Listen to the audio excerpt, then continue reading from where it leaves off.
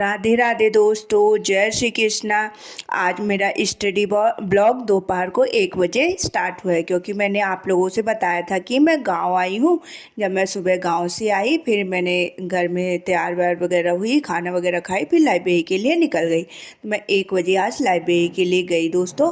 तो सबसे पहले 1 से 2 बजे तक मैंने करेंट अफेयर की क्लासेस ली। मैं करेंट अफेयर की क्लासेस कोशिश करती हूँ डेली लूँ, क्योंकि करेंट अफेयर की क्लासेस डेली लेने से क्या होता है, डेली का डेली करेंट अफेयर हम लोग का कंप्लीट हो जाता है। तो जब एग्ज़ाम में करेंट अफेयर्स पूछता है तो हमें ज़्यादा प्रॉब्लम नहीं होती है। जो लोग ये सोचते हैं ना कि लास्ट में 15 दिन मतलब लास्ट 10 दिन, 1 हफ्ते में हम लास्ट 6 मंथ का करेंट अफेयर कंप्लीट हो जाएगा, कंप्लीट तो हो जाता है, लेकिन वो चीज़ें भूलने का बहुत ज़्यादा वो रहता है। जब हम डेली क्लासेस लेते हैं ना तो डेली माइंड में हमारी वो चीज़ें बैठती जाती है। तो एक बार हम प्रॉपर रिवीजन कर लेते हैं तो वो चीज़ें हमारे एग्ज़ाम में बन जाती हैं। और अभी तो आप लोगों ने आरपीएफ कांस्टेबल का एग्ज़ाम देख ही लिया होगा कि करेंट अफेयर का रोल कितना ज़्यादा होता है। 10 से 12 क्वेश्चन लगभग करेंट अफेयर से पूछते हैं। तो यदि आप लोग दोस्तों अभी करेंट अफेयर की क्लासेस लेना नहीं स्टार्ट किए हैं तो अभी भी आपके पास टाइम है। आज से ही आप करेंट अफेयर की क्लासेस डेली लेना स्टार्ट कर दीजिए। और हाँ, ये बता रही हूँ कि करेंट अफेयर की क्लास कहाँ से लेना है। आप लोग को गौरव सर से करेंट अफेयर की क्लास लेना है। इस क्लास से आपको ये फ़ायदा होगा कि मतलब डेली करेंट अफेयर के साथ साथ पिछला करेंट भी आपका रिवीजन होते जाएगा।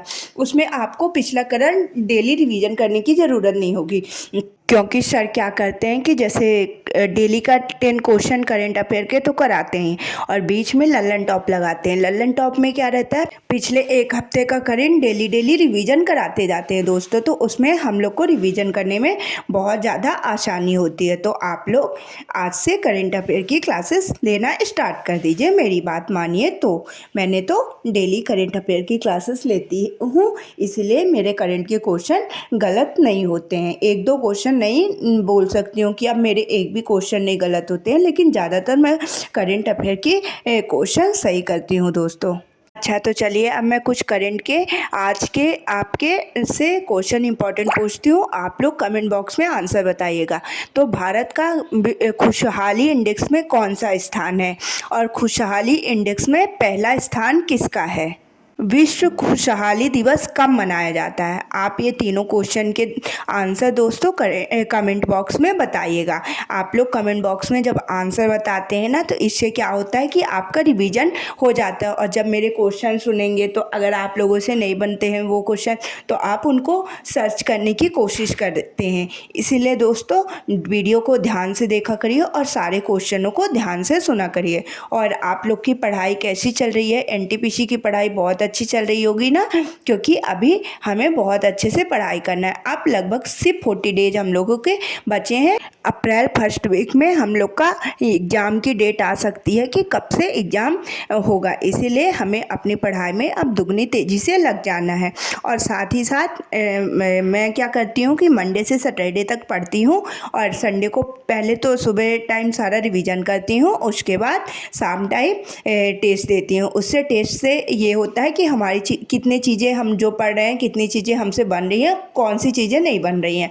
तो आप लोग भी ऐसा ही करिए दोस्तों। उसके बाद मैं हिस्ट्री की क्लासेस लेने लगी थी। हिस्ट्री में आज मैंने अलाउद्दीन खिलजी और जलाउद्दीन खिलजी को खिलजी वंश में पढ़ा। मैंने एक बार पूरी हिस्ट्री पढ़ी है, लेकिन अभी जब नवीन सर पढ़ा रहे हैं ना तो उनकी क्लासेस से पढ़ती हूँ। तो इसमें सर बहुत ज़्यादा एडवांस लेवल पढ़ा रहे हैं और एकदम डीप चीज़ें पढ़ा रहे हैं, जैसे एसएससी वगैरह या रेलवे का पेपर ही टीसीएस ही कराता है। इसीलिए रेलवे में उसी तरह के जीके के क्वेश्चन बनेंगे जैसे एसएससी घुमावदार क्वेश्चन पूछता है। तो इन क्लासेस से हमें फ़ायदा क्या होगा, हमारी सारी चीज़ें बहुत अच्छे से कंप्लीट हो जाएंगी। और जो क्वेश्चन घुमावदार पूछते हैं हम लोगों से नहीं बनते ना, तो इन क्लासेस को आप लेंगे अगर तो आपके वो क्वेश्चन भी बन जाएंगे दोस्तों। इसीलिए मैं क्या करती हूँ, जैसे शाम को जलाउद्दीन खिलजी ने सर ने पढ़ाया तो जलाउद्दीन खिलजी को पढ़ लिया। लिया। और जब मैं सुबह जाती हूँ तो हिस्ट्री का रिवीजन करती हूँ ना, उसी टॉपिक का करती हूँ।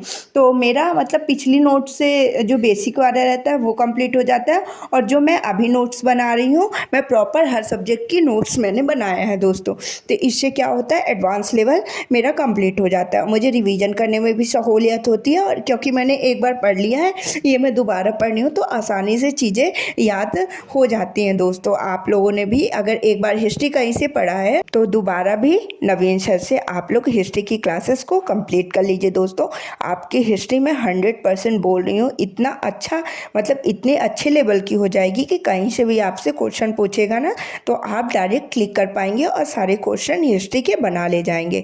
इसीलिए मैं तो पढ़ रही हूँ दोस्तों, और आप लोग को भी मेरा यही सजेशन है कि आप लोग भी हिस्ट्री की क्लासेस एक बार पढ़ लीजिए। तो चलिए जलाउद्दीन खिलजी से और अलाउद्दीन खिलजी से कुछ इंपॉर्टेंट क्वेश्चन पूछती हूँ, आप लोग कमेंट बॉक्स में आंसर बताइएगा। जलाउद्दीन खिलजी का शासनकाल कब से कब तक था? जलाउद्दीन की हत्या किसने की थी? अलाउद्दीन का शासनकाल कब से कब तक था? खिलजी वंश का संस्थापक कौन है?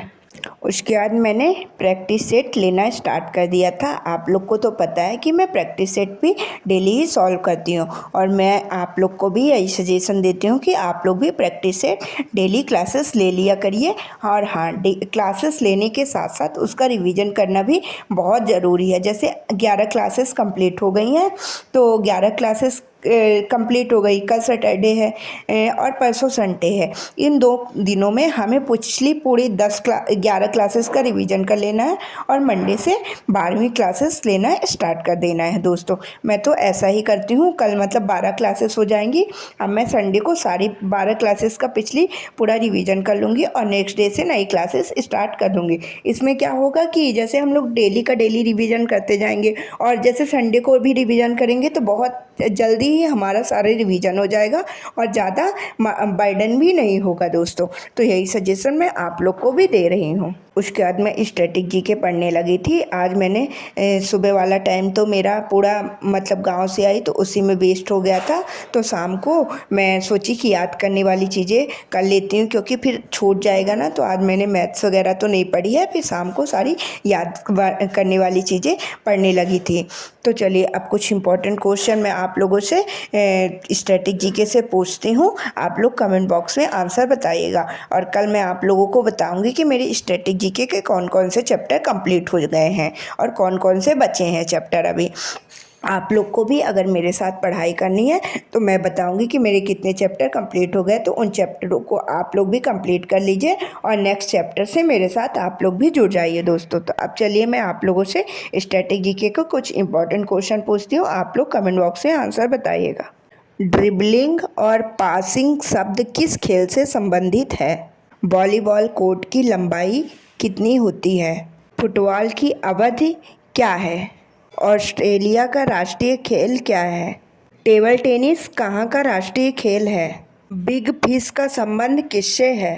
एशियन क्रिकेट काउंसिल की स्थापना कब हुई थी? एसीसी का हेडक्वार्टर कहाँ पर है? ये सभी क्वेश्चन मैंने आप लोगों से खेल से संबंधित इम्पॉर्टेंट क्वेश्चन पूछते हैं। आप लोग इन क्वेश्चनों के आंसर देने की ज़रूर कोशिश करिएगा दोस्तों। और अगर ये टॉपिक के क्वेश्चन आप लोगों से नहीं बनते हैं तो इन टॉपिक का रिवीजन करिएगा। और अगर आपने मतलब ये टॉपिक नहीं पढ़ा है तो आप लोग मुझे कमेंट बॉक्स में बताइएगा, तो मैं आप लोग का बताऊंगी कि ये टॉपिक आप लोग कहाँ से पढ़ सकते हैं बहुत अच्छे सही तरीके से, जिससे सारा आपका खेल वाला पोर्शन कंप्लीट हो जाएगा और एग्ज़ाम में जो भी क्वेश्चन बनेंगे आप लोग आसानी से बना पाएंगे दोस्तों। आज के लिए यही सारे इम्पोर्टेंट क्वेश्चन है दोस्तों।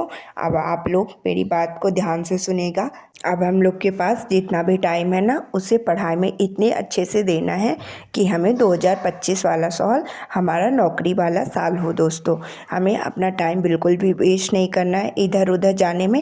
जो भी टाइम है सिर्फ खाना है और पढ़ना है और सोना है, इन्हीं 3 चीज़ों में हमें अपना टाइम देना है, क्योंकि टाइम बिल्कुल बहुत कम है। और अभी जब एग्ज़ाम होने लगेंगे ना, लगातार सारे एग्ज़ाम होंगे। देखो एनटीपीसी का होगा, फिर ग्रुप डी का होगा, फिर जिसने आबकारी कांस्टेबल का एक फॉर्म डाला होगा उसका भी फॉर्म एग्ज़ाम होगा। और जैसे CBT 1 क्लियर हो जाएगा तो CBT 2 होगा।